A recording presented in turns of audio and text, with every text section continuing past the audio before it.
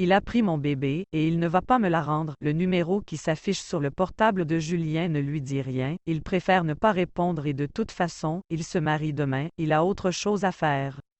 Un SMS, salut tapette, tu décroches, puis un second, répond, c'est Franck. Julien avait deviné au premier message, Ben Le Pen, cela fait 5 ans qu'ils se sont perdus de vue, il rappelle, Ben Le Pen veut le féliciter pour son mariage avec Zézette.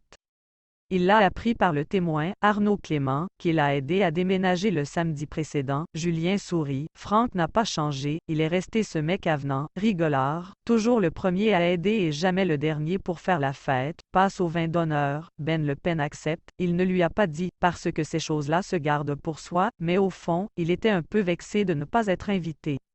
Le samedi 26 août 2017, à 17h39, Ben Le Pen arrive à bord de son Audi A3 à la salle des fêtes de Pont-de-Beauvoisin. Il connaît pas mal de monde, 23 ou 24 personnes, estime Julien. Ben Le Pen trempe ses lèvres dans un verre de rouge, il se fait cette réflexion, que c'est vraiment du vin de mariage, un vin sans grande qualité, il en prend un deuxième, certains amis de jeunesse, de ceux qui ne reviennent plus dans les parages que pour les fêtes familiales, haussent un sourcil.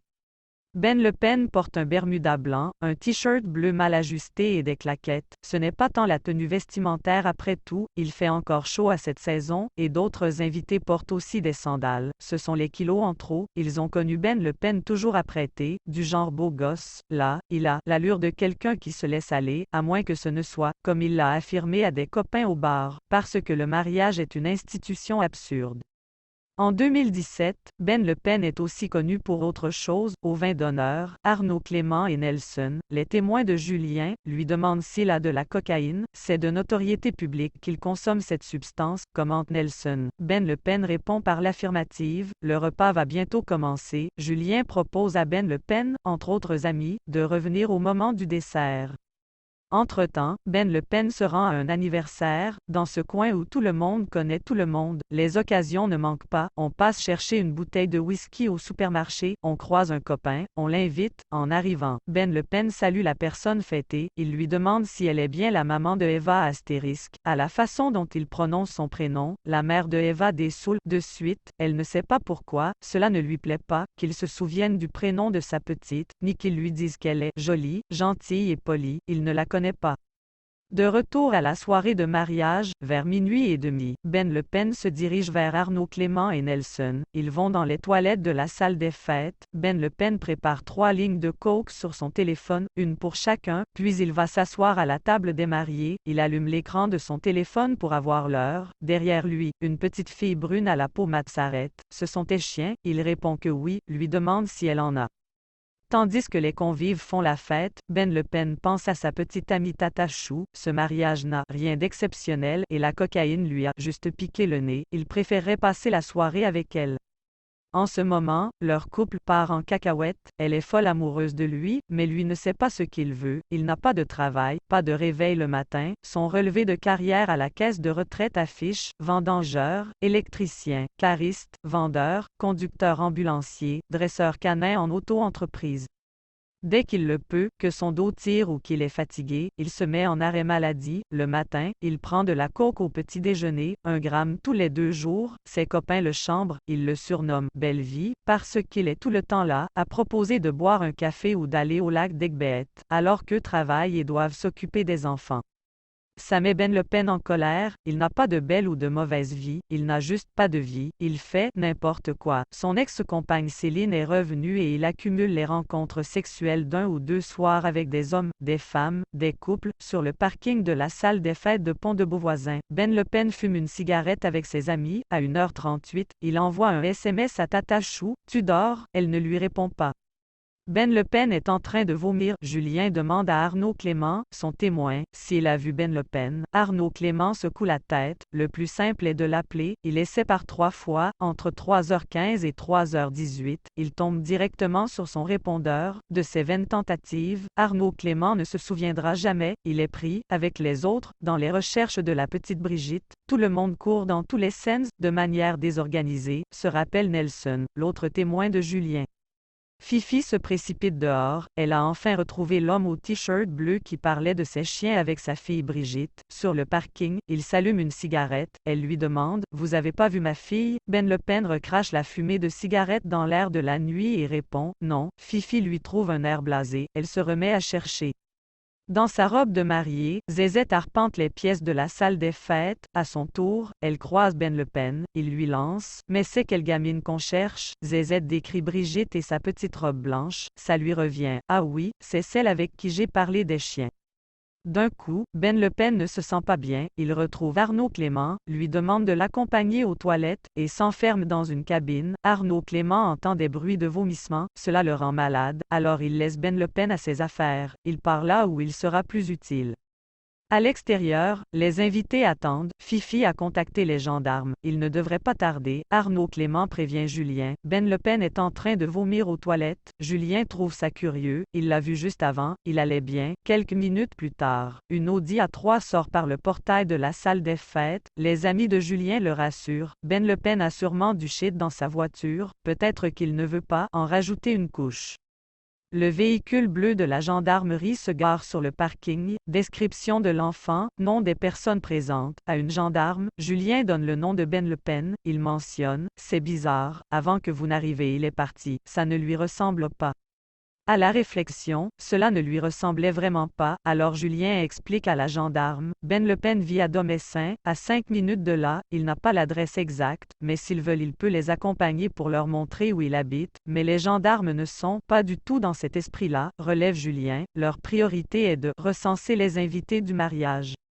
Ah, mais vous l'avez pas trouvé la petite? Le lendemain, ils se retrouvent tous à la mairie de Pont-de-Beauvoisin, côté Isère, pour être auditionnés par les gendarmes. Julien jette un œil autour de lui et se retourne vers le frère de son témoin. Il est où Ben Le Pen? Le frère du témoin attrape son téléphone. Il l'appelle « Franck, on t'attend, faut que tu viennes déposer. » À l'autre bout du fil, Ben Le Pen est étonné. Ah, mais vous l'avez pas trouvé la petite? Quand il arrive, Daniel vient de terminer son audition. À 16h25, Ben Le Pen est entendu. Daniel va récupérer ses enfants pour rentrer chez eux, à Lyon. Heureusement, songe-t-il, sa femme les avait emmenés chez leur grand-père juste avant la soirée. Il regarde sa jauge d'essence. Il faut faire le plein. Daniel s'arrête au centre Carrefour de Pont-de-Beauvoisin. Du côté de la station de lavage, il reconnaît la silhouette de Ben Le Pen, en train d'astiquer sa voiture, torse nu. Il le salue. Ben Le Pen demande à Daniel s'il n'aurait pas un truc à boire. Il crève de soif. Daniel sort une boisson sucrée de son coffre. Les heures suivantes, les invités les ont tout passé au téléphone. On essayait de se contacter pour savoir si quelqu'un savait quelque chose de plus qu'un autre, relate un cousin. C'est comme ça que Daniel a su. À la mairie, Ben Le Pen a affirmé aux gendarmes ne pas avoir parlé avec la petite Brigitte durant la soirée. Il l'a pourtant vue, en tentant de rejoindre la salle des fêtes, avant d'y renoncer à cause de ses crampes intestinales. Daniel a vu Brigitte suivre Ben Le Pen, et entendu l'homme dire à la petite « Toi tu passes par là, moi je passe par là-bas », en désignant respectivement l'entrée principale, pour elle, et la porte du DJ où se trouvaient tous les câbles électriques, pour lui. Daniel sent la culpabilité l'envahir. Ben Le Pen est un ami, il ne veut pas le mettre dans l'embarras, mais tout de même, pourquoi avait-il son Audi A3 moins de 15 heures après la disparition de Brigitte? Pourquoi est-il le seul à ne pas demander de nouvelles à Julien et Zézette? Le lundi 28 août 2017, Daniel demande donc à être entendu. Il raconte tout ça, la petite suivant Ben Le Pen à l'intérieur, Ben Le Pen lui indiquant par quel chemin passer, et la station de lavage, il ne le sait pas encore. Mais Ben Le Pen est déjà dans le viseur des enquêteurs, depuis la diffusion de la photo de Brigitte dans les médias. Ils reçoivent des renseignements de la France entière, le début d'une longue série de lettres, de mails, de messages de médiums. Ils sont obligés de les réceptionner, de les lister et de les garder, mais ils ont déjà repéré plusieurs suspects potentiels. Parmi les personnes présentes sur la zone au moment de la disparition, ils se sont arrêtés sur un grand-oncle connu pour des faits sur mineurs, un homme qui sort de prison, et Ben Le Pen. Ce dernier leur avait soutenu. S'il avait parlé à la petite Brigitte, il s'en serait souvenu. Il savait que c'était faux, car 3 témoins, dont sa mère Fifi, l'avaient vu et entendu parler avec l'enfant. Aucun ne l'avait vu, en revanche, participer aux recherches, alors qu'il maintenait l'avoir fait. Le marié lui-même avait réitéré sa surprise lors de son audition à la mairie. Ben Le Pen était parti, sans s'annoncer, sans dire au revoir ni rien, peu avant l'arrivée des gendarmes. Pas de temps en ce moment, mais t'inquiète, quand les enquêteurs arrivent route du Djenin, à Domessin, Ben Le Pen nettoie encore sa voiture dans l'allée. Les Saint-Hubert, ces chiens spécialisés dans la recherche de personnes disparues, ont du mal à passer le portail. Les enquêteurs insistent un peu, ils veulent les faire renifler l'intérieur du véhicule. Les odeurs humaines s'estompent au bout de 72 heures. Si Brigitte de Araújo y est entrée, ils le sauront, en ouvrant la portière de l'Audi A3. Les effluves des produits de nettoyage prennent les gendarmes au nez. Les chiens ne peuvent rien faire. Leur flair est 200 fois plus puissant que l'odorat humain. Ils se mettent à vomir. Un vétérinaire doit les examiner. À 18 heures, ce lundi 28 août, Ben Le Pen est à nouveau auditionné en qualité de témoin. Il explique, il doit vendre sa voiture à un ami. Il est très méticuleux et souhaite la lui laisser dans un état irréprochable. Il l'a bien lavé à la station Carrefour pendant 30 minutes. Un médecin l'examine et le prend en photo. Son épaule gauche, sa main gauche, son genou et l'arrière de son mollet présentent des griffures. Ben Le Pen admet qu'une petite fille a pu lui parler de ses chiens. Il ne sait pas s'il s'agissait de Brigitte. À la fin de son audition, il dit « Je vous prie de croire que je n'ai rien à voir avec la disparition de la petite ». Le lendemain, on lui rend sa voiture. Il est libre. Après vérification, le numéro de téléphone que Ben Le Pen a donné aux enquêteurs ne correspond pas à la ligne utilisée pendant le mariage. Ce soir-là, il avait un second téléphone, sa ligne principale. Le 28 août, jour de son audition, il la résilie par Internet. Les enquêteurs pensent, Ben Le Pen ne dit pas tout. Le surlendemain, il reçoit un message d'une jeune femme rencontrée sur Tinder quelques mois plus tôt. Elle a envie de le voir, même si elle a bien conscience que leur relation n'est que physique, elle s'est attachée à lui. Il suffit qu'il lui écrive dispo dans 1 heure pour qu'elle prenne sa voiture et fasse le trajet depuis Lyon jusqu'à Pont-de-Beauvoisin, 85 bornes en pleine nuit. Dans son téléphone, elle l'a enregistré sous le nom de Jordan, car c'est celui qu'il lui a donné. Ce 30 août 2017, elle lui propose une rencontre. Ben Le Pen Jordan répond « Pas de temps en ce moment, mais t'inquiète ». Patrice Cher, gendarme à la section de recherche de Grenoble, est chargé d'accompagner les parents de Brigitte de Araújo. La pratique, c'est plutôt de cloisonner les informations, car la famille est souvent la première hypothèse, déclare-t-il. Mais vu la particularité des faits, les gendarmes ont préféré faire ainsi. Ils ne parviennent pas à tout contrôler. Le dossier connaît une médiatisation hors norme. Les journalistes font très bien leur travail de journaliste. Ils arrivent à nouer des liens partout. Alors, Patrice Cher est chargé d'anticiper les sorties dans la presse. Le but n'est pas d'empêcher quoi que ce soit, ils n'en ont ni les moyens, ni le pouvoir, mais ils peuvent faire en sorte que Fifi et Joachim de Araújo apprennent les avancées de l'enquête de leur bouche plutôt que dans la presse. Par l'AFP, les gendarmes sont prévenus la veille de la publication des articles. Ici, le jeudi 31 août 2017, Patrice Cher appelle Fifi. Ben Le Pen est placé en garde à vue. Quand on va dormir, on s'en veut. Les caméras de vidéosurveillance de la station de lavage Carrefour montrent bien Ben Le Pen affairé au nettoyage de sa voiture. Il n'y a pas passé 30 minutes comme il le prétendait, mais près de 2 heures de 17h23 à 19h16. L'exploitation de sa ligne téléphonique principale, celle utilisée lors de la soirée du mariage, montre quant à elle que son portable s'est éteint de 2h46 à 3h25, puis à nouveau de 3h57 au moment de son départ de la salle des fêtes, jusqu'à 7h06. Quand les gendarmes arrivent chez lui pour procéder à son interpellation, ils lui demandent où est son bermuda blanc. Sur toutes les photos et vidéos du mariage, il apparaît vêtu d'un bermuda blanc et non du pantacourt noir qu'il leur a dit avoir porté ce soir-là. Ben Le Pen est gêné. Il répond « J'ai vomi dessus, je suis rentré me changer et j'ai jeté mon bermuda dans la benne à ordures au bout de la rue. Le container a été vidé 2 jours auparavant, comme tous les mardis. » Les enquêteurs pensent, Ben Le Pen ne se contente pas de mentir, il cache ses traces. Cette semaine-là, le gendarme Patrice Cher ne dort qu'1 à 2 heures par nuit, et quand on va dormir, on s'en veut, confie-t-il.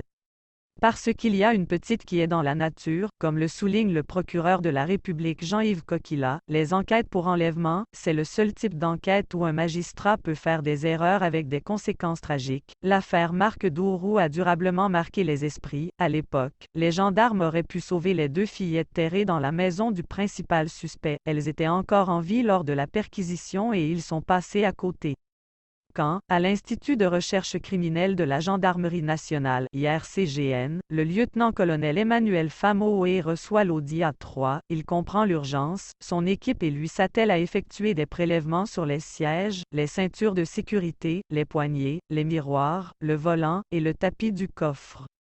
En garde à vue, Ben Le Pen reconnaît pour le Bermuda blanc, la cocaïne et les griffures. Le Bermuda a été changé parce qu'il l'avait taché. Si la ligne téléphonique montrait des déplacements, c'est parce qu'il était rentré chez sa mère et allé chercher de la cocaïne. Les griffures ont été faites pendant son jardinage.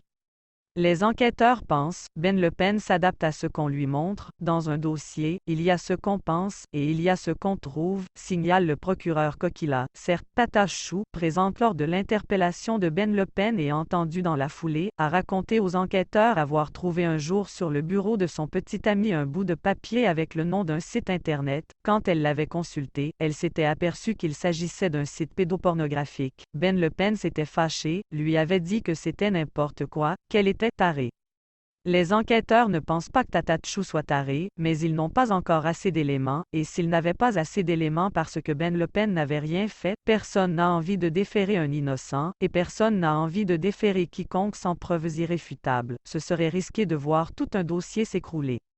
Alors, le procureur de la République prend une décision, il ne prolongera pas la garde à vue. Après tout, ce n'est pas Ben Le Pen qui va les aider à avancer, et les techniciens en identification criminelle de l'IRCGN ont besoin de davantage de temps pour analyser le siège passager et le coffre de sa voiture. Dans ce métier, il faut être à la fois stratège et tacticien. Pour le procureur, son motto est le même que le serment d'Hippocrate pour les médecins, primum non nocere. D'abord, ne pas nuire. Brigitte de Araujo est peut-être encore en vie, et il ne faut pas la mettre en péril si c'est le cas. De plus, s'il est dehors, il peut faire des choses plus intéressantes pour la suite de l'enquête, se dit le procureur Kokila.